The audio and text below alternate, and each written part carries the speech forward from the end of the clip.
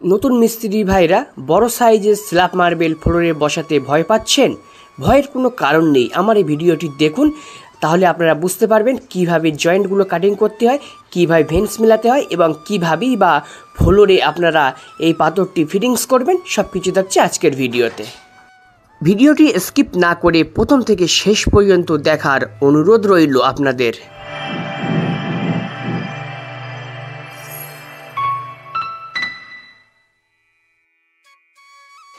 Slab মার্বেলের কাজ করতে হলে সর্বপ্রথমে আপনাকে পাথরের ভেন্সটা চিনতে হবে। 1 নম্বর পয়েন্ট, আপনি পাথরের ভেন্স যদি না চিনতে পারেন তাহলে কিন্তু আপনার কাজ করতে অনেক অসুবিধা হবে। একটা পাথর 2 থেকে 3 বার আপনাকে তুলতে হতে পারে। তো এই ক্ষেত্রে ভেন্স চেনার একটি উপায় আছে, সেটা হচ্ছে কি আপনারা দোকান থেকে যখন মার্বেলটি নিয়ে আসবেন, নাম্বারের পাথরের গায়ে সিরিয়াল নাম্বার দেওয়া থাকে, সেই নাম্বার দেখে দেখে পরপর আপনারা পাথরটা ফিটিংস করবেন। তবে অনেক সময় নাম্বার ভুল থাকে বা নাম্বার উল্টোপাল্টা থেকে যায়, সেই ক্ষেত্রে সমস্যা হয়। তো এরকম সমস্যা হলে আমার চ্যানেলে একটি ভিডিও দেওয়া আছে, মার্বেলের ভেন্স কীভাবে চেনা হয়, সেই ভিডিওটি আপনারা দেখে নেবেন, তাহলে আপনাদের অনেক সুবিধা হবে। তো সেইভাবে আপনারা পাথরগুলিকে ভালো করে নাম্বার দেখে নিয়ে তারপরে জয়েন্টটা কাটিং করবেন। কারণ এই পাথরের আপনি ভেন্স যদি ভালো মেলাতে পারেন তাহলেই আপনি একটি খুব ভালো মিস্ত্রি। কারণ স্ল্যাব মার্বেল কেনার একটাই উদ্দেশ্য, সেটা হচ্ছে পাথরের ভেন্স। তো অতএব আপনারা পাথরের ভেন্সটাকে খুব সুন্দরভাবে এইভাবে মিলিয়ে জয়েন্টটা কাটিং করে নেবেন, তারপরে আপনারা ফ্লোরে মার্বেলটা ফিটিংস করবেন।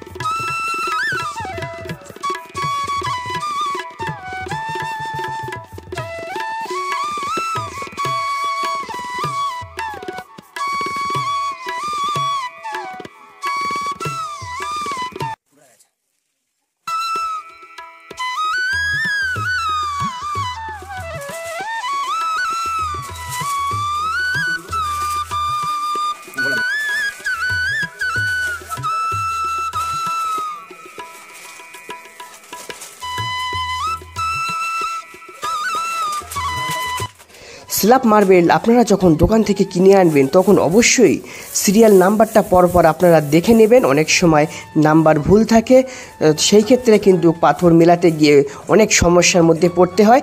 আর বিশেষ করে এই কাজটি যখন করবেন তখন নতুন হেল্পারদের নিয়ে কিন্তু কাজ করবেন না। যারা একটু পুরনো হেল্পার আছে, অনেক দিন ধরে কাজ করছে, তাদেরকে নিয়ে এই স্ল্যাবের কাজটি করবেন। কারণ এই পাথর ধরার কায়দা কৌশল না জানলে যে কোনো সময় অ্যাক্সিডেন্ট ঘটে যেতে পারে, তো পাথরটাও ভাঙবে। সেই ক্ষেত্রে মিস্ত্রি হেল্পারেরও অনেক বড় ধরনের একটি সমস্যা হতে পারে। তো অবশ্যই আপনারা চেষ্টা করবেন পুরনো হেল্পার দিয়ে এই ধরনের কাজগুলো করতে। আর এই স্ল্যাবের কাজগুলো সবসময় সুদক্ষ মিস্ত্রিদের করানোটাই ভালো। তো নতুন যারা মার্বেলের স্ল্যাবের কাজ করতে চাইছেন, আমাদের ভিডিওটি দেখুন, আপনারা নিশ্চয়ই বুঝতে পারবেন। আর নতুন যারা স্ল্যাবের প্রথম কাজ করবে তারা অবশ্যই চেষ্টা করবেন একটা পাথর, যদি পাথরের সাইজ বড় হয়, একটা পাথর 4 জন ধরবেন।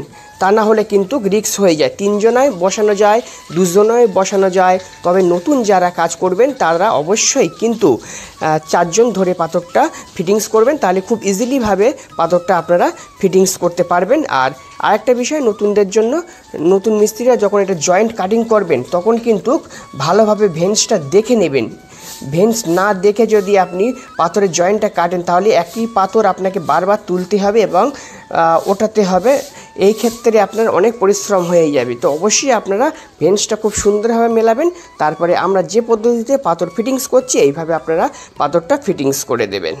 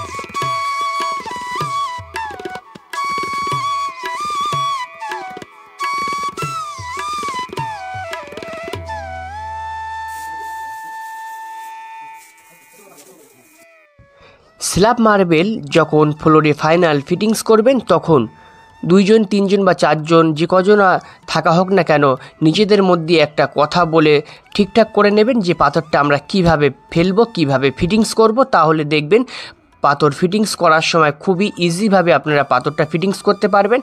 আর আপনি যদি না কিছু বলেন কাউকে, নিজের মতো নিজে পাথরটাকে ধরেন, আর বাকি অন্য 2 জন যদি অন্যরকমভাবে এটা পাথরটা ফিটিংস করার চিন্তাভাবনা নেয়, তাহলে দেখবেন আপনার পাথরটা সহজে ফ্লোরে আপনারা ফিটিংস করতে পারছেন না, আর অনেক রকম সমস্যা তৈরি হচ্ছে। অতএব পাথর ফিটিংস করার আগে নিজেদের মধ্যে একটা ডিসিশন নিয়ে নেবেন কীভাবে পাথরটা আপনারা ফিটিংস করবেন, তারপরে আপনারা পাথরটা খুব ইজিভাবে ফিটিংস করতে পারবেন।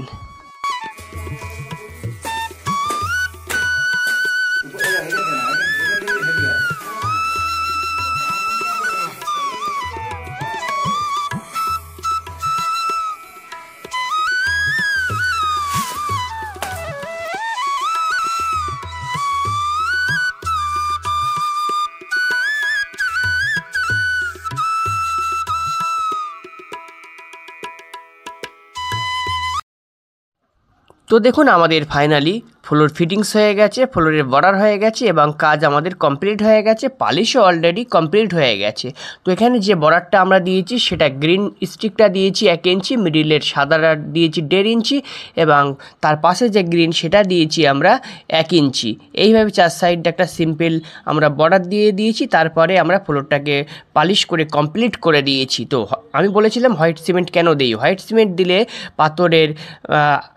পাথর এবং মশলার সঙ্গে এটা খুব ভালোভাবে এটা ধরে নেয় 1 নম্বর। আর দ্বিতীয়ত হচ্ছে পাথরের যে আমরা ঘোলাটা ব্যবহার করি সেই ঘোলাটা অনেক সময় পালিশের পরে উপর থেকে এটা অনেকটা বোঝা যায়, একটু কালো ভাব চলে আসে, যার কারণে কিছু কিছু পাথরের ক্ষেত্রে আমরা হোয়াইট সিমেন্টটা দিয়ে দেই পাথরের হোয়াইটনেসটা ভালো থাকার জন্য। আর হোয়াইট সিমেন্ট দিয়ে বসালে পাথরটা খুব ভালোভাবে ফিটিংস হয়। তো এরকম